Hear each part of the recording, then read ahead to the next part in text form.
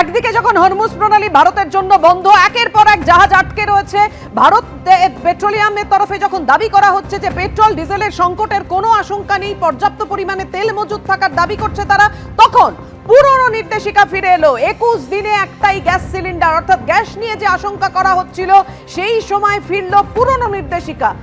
একটাই gas cylinder ব্যবহার করা যাবে, 21 দিনের আগে কোনো বুকিং নেওয়া যাবে না। ইরানের হুমকিতে হরমুজ প্রণালীতে আটকে অসংখ্য জাহাজ, ডিস্ট্রিবিউটরদের হাতে আর মাত্র 4 থেকে 5 দিনের স্টক রয়েছে।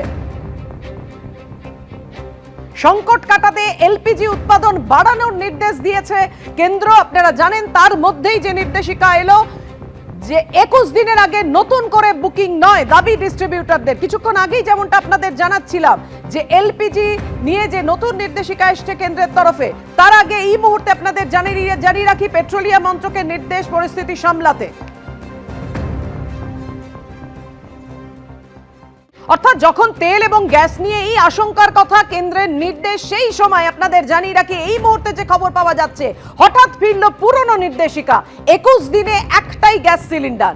মধ্যপ্রাচ্যে যুদ্ধের আবহে ভারতের রান্নার গ্যাসের যোগানে আশঙ্কা তৈরি হয়েছে, আর সেই মুহূর্তে আবার ফিরল সেই পুরনো নির্দেশিকা, 21 দিনে একটাই গ্যাস সিলিন্ডার। ইরানের হুমকিতে হরমুজ প্রণালীতে আটকে রয়েছে অসংখ্য জাহাজ, ডিস্ট্রিবিউটরদের হাতে আর মাত্র 4 থেকে 5 দিনের স্টক রয়েছে। পরিস্থিতি সামলাতে নতুন নির্দেশিকা জারি হলো পেট্রোলিয়াম মন্ত্রকের। 21 দিনের আগে নতুন করে বুকিং নয়, দাবি ডিস্ট্রিবিউটরদের। বিকল্প রাস্তা না খোলা অবধি এলপিজি নিয়ে আশঙ্কায় রয়েছে ডিস্ট্রিবিউটররা। বায়োমেট্রিক কেওয়াইসি না করালে উজ্জ্বলা প্রকল্পেও বুকিং বন্ধ। নতুন স্টক না আসা পর্যন্ত কমার্শিয়াল গ্যাসেও সংকটের আশঙ্কা। তার মধ্যেই সেই পুরনো নির্দেশ আবার ফিরে এলো, অর্থাৎ 21 দিনের আগে নতুন করে বুকিং করা যাবে না। ডিস্ট্রিবিউটরদের হাতে আর মাত্র 4-5 দিনের স্টক রয়েছে, তাই পরিস্থিতি সামলাতে নতুন নির্দেশিকা পেট্রোলিয়াম মন্ত্রকের। মধ্যপ্রাচ্য যুদ্ধের আমেজে এই মুহূর্তে সব থেকে বড় বিপদ সংকেত হচ্ছে যে আগামী 4 থেকে 5 দিন গোটা দেশ জুড়ে এলপিজি গ্যাস সিলিন্ডারের স্টক রয়েছে। ফলত এখান থেকে বড় প্রশ্ন হচ্ছে যে 4 থেকে 5 দিন বাদে সাধারণ মানুষ যদি গ্যাস বুকিং করেন, তাহলে সেক্ষেত্রে দাঁড়িয়ে তারা কি সঠিক সময় গ্যাস পাবেন? এলপিজি গ্যাস সিলিন্ডার ডিস্ট্রিবিউটরদের তরফে বলা হচ্ছে যে ইতিমধ্যে যে ফরমান সেন্ট্রাল গভর্নমেন্টের তরফে জারি করা হয়েছে, যেখানে 21 দিনের মাথাতে পরবর্তী বুকিং পাওয়া যাবে। কিন্তু এই যুদ্ধের যে প্রসেস বা যে প্রক্রিয়া ইতিমধ্যে চলছে, তা থেকে আরম্ভ করে এই 4 থেকে 5 দিন পরে কি পরিস্থিতি দাঁড়াবে সেটা নিয়ে কিন্তু অবশ্যই একটা সাধারণ মানুষের মধ্যে ভোগান্তি, একটা প্রশ্ন কিন্তু উঠছে। ক্যামেরা কৌশিক কর্মকারের সঙ্গে সুকান্ত মুখোপাধ্যায়, এবিপি আনন্দ, কলকাতা। আর যুদ্ধের আবহে আশঙ্কার মধ্যেই আশ্বাস দিয়েছে ভারত পেট্রোলিয়াম, পেট্রোল ডিজেল নিয়ে উদ্বেগের কিছু নেই। পেট্রোল ডিজেল নিয়ে উদ্বেগের কিছু নেই বলে আশ্বাস দেওয়া হয়েছে ভারত পেট্রোলিয়ামের তরফে। ভারতে পেট্রোল ডিজেলের সংকটের কোনো আশঙ্কা নেই, পর্যাপ্ত পরিমাণে তেল মজুদ থাকার দাবি করেছে ভারত পেট্রোলিয়াম।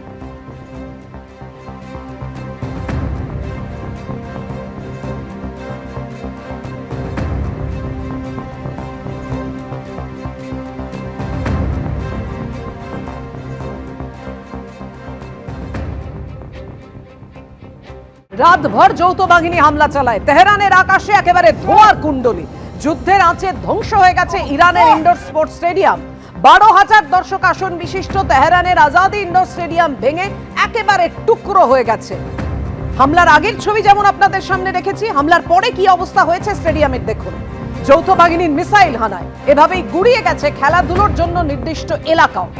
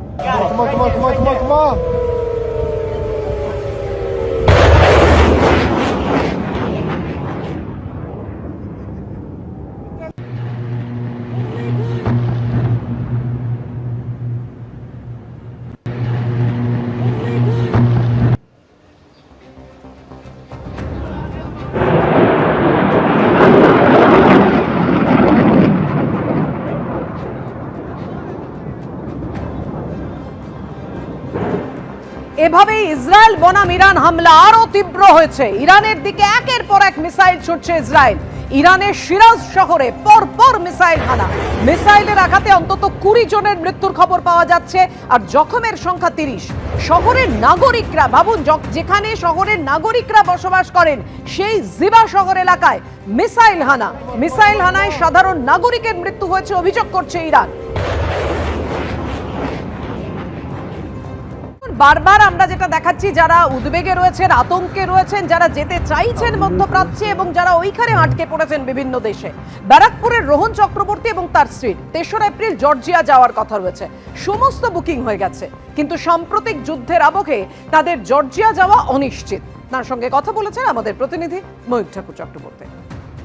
আমার সঙ্গে এই মুহূর্তে রয়েছেন সস্ত্রীক রোহন চক্রবর্তী, পেশায় সফটওয়্যার ইঞ্জিনিয়ার। 3 এপ্রিল তাদের জর্জিয়া যাওয়ার কথা। এপ্রিল নেক্সট মান্থে 2026-এ আমাদের জর্জিয়া যাওয়ার প্ল্যান ছিল। তো সেই হিসাবে সব কিছু টিকিট বুকিং করা ছিল। গত বছরের নভেম্বর মাস থেকে আমাদের টিকিট সব বুকিং অলরেডি। আমরা যে এজেন্সি ওয়ান্ডা ভিশনের থ্রু থেকে যাওয়ার কথা আছে, তাদের থ্রুতে সব কিছু হোটেল থেকে শুরু করে ভিসা থেকে শুরু করে সব কিছু বুকিং করা, ট্রাভেল ইন্স্যুরেন্স সব কিছু বুকিং ছিল। তা এখন এই অবস্থায় এখন জানি না কী হবে সেইগুলোই।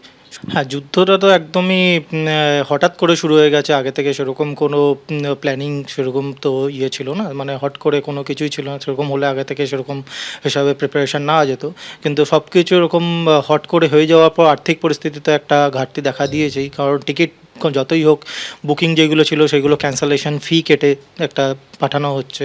ভিসা প্রসেস চলছে অলরেডি, ট্রাভেল ইন্স্যুরেন্সের সব কিছু বুকিং হয়ে গেছে। সেক্ষেত্রে আমাদের পেমেন্ট হয়ে গেছে পুরো আমাদের ওয়ান্ডা ভিশনকে। তো তারা অলরেডি যাওয়ার একটা প্রস্তুতি আমাদের করছে। তো সেখানে হোটেল বুকিংয়ে, হোটেলের সাথে তারা তাদের যে ভেন্ডার আছে তাদের সাথে কথা বলছে। তো এইগুলো অলরেডি পুরো সেট আপই ছিল, আমরা জাস্ট যাওয়ার প্রিপারেশন করছিলাম আর কি। ইরানের আর্ম ফোর্সের ওপরও লাগাতার হামলা ইসরায়েল আমেরিকার। লক্ষ্য ইরানের মিসাইল ধ্বংস। তেল আভিভ থেকে জানিয়েছেন আমাদের প্রতিনিধি বিশাল পান্ডে। IRGC के बहुत से ठिकानों पर अमेरिका और इजराइल लगातार हमला बोल रहे हैं, क्योंकि अमेरिका और इजराइल को यह पता है कि अगर ईरान की मिसाइल शक्ति को, उनकी ड्रोन शक्ति को अमेरिका और इजराइल खत्म करने में कामयाब होते हैं तो वो ईरान में सत्ता परिवर्तन करने की दिशा में आगे बढ़ जाएंगे। 28 तारीख से युद्ध की शुरुआत हुई है, खामनेई की मौत हो चुकी है, 40 से ज्यादा बड़े कमांडर IRGC के अमेरिका और इजराइल ने मार गिराए हैं।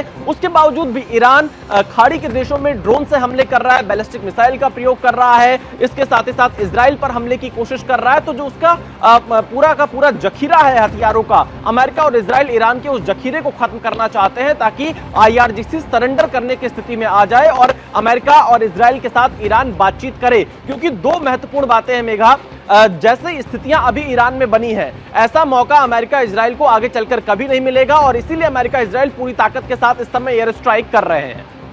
एबीपी आनंद एगिए थाके एगिए राखे।